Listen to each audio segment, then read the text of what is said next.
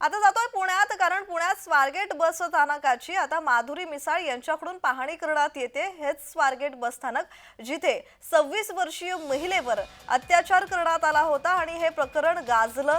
राजकीय वर्तुळात सुद्धा या प्रकरणाचे पडसाद उमटताना दिसले आणि त्यानंतर राजकीय वर्तुळातून विरोधकांकडून सत्ताधाऱ्यांवर टीका टिप्पणी करण्यात आली, आरोप करण्यात आले। त्याचबरोबर मुख्यमंत्री देवेंद्र फडणवीस यांच्या राजीनाम्याची मागणी सुद्धा जोर धरू लागली। त्यानंतर 75 तासांनी दत्ता गाडे या आरोपीस अटक करण्यात आली। त्यानंतर त्याला मेडिकल टेस्टसाठी पाठवण्यात आलं, त्यानंतर कोर्टात हजर करण्यात आलं, त्याला पोलीस कोठडी सुनावण्यात आलेली आहे आणि आता याच स्थानकाची माधुरी मिसाळ यांच्याकडून पाहणी करण्यात आलेली आहे। आपण पाहतोय माधुरी मिसाळ या बस स्थानकाची पाहणी करतायत। स्वारगेट बस स्थानक जिथे वर्दळीचं ठिकाण आहे ते, आणि याच वर्दळीच्या ठिकाणात ही अशी गंभीर बाब घडणं लज्जास्पद असल्याचं म्हटलं गेलंय। त्याचबरोबर या संदर्भात अधिकची माहिती देत आहेत आमचे प्रतिनिधी रोहन कदम। रोहन, माधुरी मिसाळ या बस स्थानकाची पाहणी करतायत, या संदर्भात अधिकची माहिती।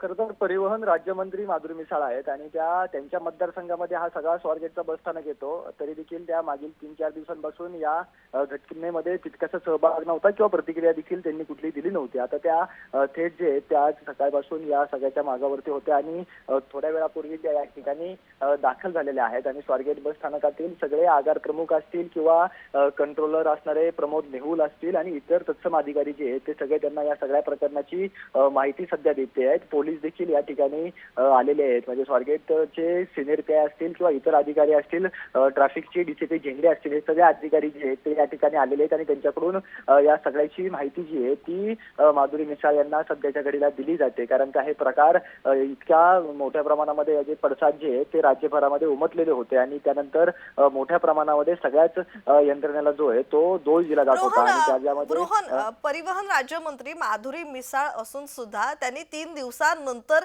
या सगळ्याची पाहणी केलेली आहे आणि दुसरं म्हणजे या प्रकरणामध्ये आता त्या दखल घेताना दिसतायत। दुसरं म्हणजे आपण पाहायला गेलं, ज्या दिवशी हे प्रकरण घडलं त्याच्या संध्याकाळी परिवहन मंत्री प्रताप सरनाईक यांनी या संदर्भात प्रतिक्रिया दिलेली आहे। इतका वेंधळेपणा, इतकी उशिरा घेतलेली दखल ही खटकण्यासारखी आहे। या संदर्भात अधिकची माहिती। अगदी बरोबर आहे आणि याच्यावरतीच त्यांच्यावरती जे आहे ती मोठ्या प्रमाणामध्ये टीका केली जाते। कारण का अशा प्रकारचं वागणं हे बेजबाबदारपणाचं आहे। अशा प्रकारची टीका वारंवार विरोधकांनी म्हणा किंवा या सगळ्या दोषी असणाऱ्या लोकांवरती कारवाई करण्याची मागणी जे करत होते ते सगळेजण राजकारण्यांना देखील हेच प्रश्न जे आहेत ते विचारत होते। कारण अजून देखील आपण पाहिलं तर मोठ्या संख्येने जे आहेत हे सगळे कार्यकर्ते या ठिकाणी आलेले आहेत आणि या कार्यकर्त्यांच्या माध्यमातून ही सगळी जी आहे ती माधुरी मिसाळ यांना माहिती दिली जाते आणि त्यांच्याकडून ही माहिती सध्याच्या घडीला कार्यकर्ते असतील किंवा इतर सगळे अधिकारी असतील या अधिकाऱ्यांकडून माधुरी मिसाळ यांना दिली जाते। कारण हा प्रकार अतिशय संतापजनक जो आहे तो घडलेला होता। या प्रकारानंतर माधुरी मिसाळ नेमके माध्यमांशी काय बोलणार हे पाहणं देखील तितकंच महत्वाचं आहे। कारण का माधुरी मिसाळ या परिवहन खात्याच्या राज्यमंत्री आहेत आणि त्यांच्याकडून या ठिकाणी वेळेस पोहोचणं किंवा त्यांनी याबाबतचं मत जे आहे ते व्यक्त करणं गरजेचं होतं। परंतु सध्याच्या घडीला सध्या माधुरी मिसाळ जे आहेत त्या माध्यमांशी बोलतायत। आपण थेट नेमकं माधुरी मिसाळ काय म्हणतायत हे आपण जाणून घेण्याचा प्रयत्न करणार आहोत। सध्या माध्यमांशी माधुरी मिसाळ त्यांची प्रतिक्रिया जी आहे ती देताना पाहायला मिळत आहेत। जी जी जी जी ऐकूयात आपण माधुरी मिसाळ सध्या काय बोलतायत। आणि दुसरं म्हणजे परिवहन राज्यमंत्री माधुरी मिसाळ यांच्याकडून स्वारगेट बस स्थानकाची पाहणी करण्यात येते। 3 दिवस उलटलेत या प्रकरणाला आणि आता माधुरी मिसाळ जाऊन बस स्थानकाची पाहणी करतात। त्यामुळे आता बेजबाबदारपणा कितपत आहे हे निदर्शनास आलेलं पाहायला मिळत आहे। माधुरी मिसाळ आता यावर प्रतिक्रिया देतातच आहेत। पण पाहायला गेलं तर पुण्यातील हे स्वारगेट बस स्थानक जे वर्दळीचं ठिकाण आहे आणि तिथे ही घटना घडणं लज्जास्पद असल्याचं बोललं जात आहे आणि तशा प्रतिक्रिया उमटू लागलेल्या आहेत।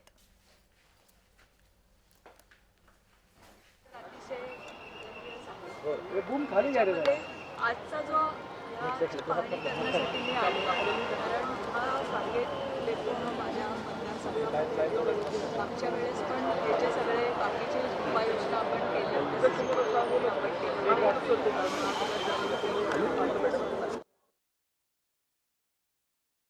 सुरक्षा ऐरणीवर आलेली आहे, या दृष्टीने आपल्या समोर आलेला आहे। तर पहिलं तर आत्ता मी आढावा हाच घेत होते व्यवस्थापकाकडनं की आपल्याकडे महिला सुरक्षा कर्मचारी किती आहेत. तर त्या सुरक्षा कर्मचाऱ्यांची संख्या वाढवणं हे पहिलं आपलं उद्दिष्ट आहे. दुसरं, एक सुरक्षा रक्षक कमिटी नेमणं, त्याच्यावर एक IPS अधिकारी असणं गरजेचं आहे. पूर्वी आपल्याकडे सुरक्षा दक्षता अधिकारी असायचा STच्या ह्याला, ती आता पोस्ट नाही आहे.